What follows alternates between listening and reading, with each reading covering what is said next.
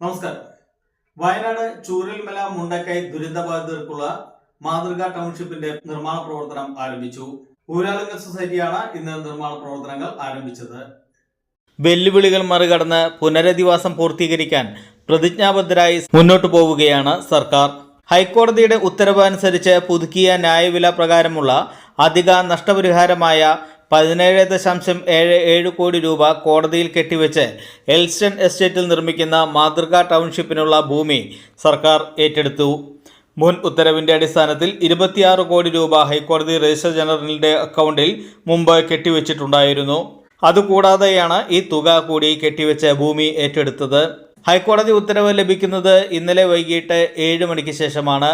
തുടർന്ന് വയനാട് ജില്ലാ കളക്ടറുടെ നേതൃത്വത്തിലുള്ള ടീം രാത്രിയിൽ തന്നെ നടപടിക്രമങ്ങൾ പൂർത്തിയാക്കി. ഏറ്റെടുത്ത ഭൂമിയിൽ നിർമ്മാണ പ്രവൃത്തികൾ ഇന്ന് തന്നെ ആരംഭിക്കുകയും ചെയ്തു.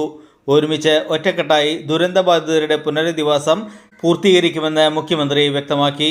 കഴിഞ്ഞ മാസം 27-നാണ് ദുരന്തബാധിതരുടെ പുനരധിവാസത്തിനുള്ള ടൗൺഷിപ്പിന്റെ നിർമ്മാണോദ്ഘാടനം മുഖ്യമന്ത്രി നിർവഹിച്ചത്. ടൗൺഷിപ്പിൽ ദുരന്തബാധിതർക്കായി സുരക്ഷിത ഭവനങ്ങൾ ഒരുങ്ങും.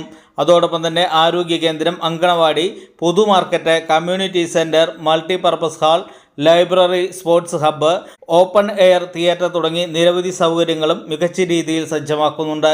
മുഖ്യമന്ത്രിയുടെ ദുരിതാശ്വാസ നിധിയും സന്നദ്ധ സംഘടനകളും സുമനസ്സുകളായ വ്യക്തികൾ നൽകിയ സഹായങ്ങളും മുഖേനയാണ് നിർമ്മാണത്തിനായുള്ള തുക കണ്ടെത്തിയത്.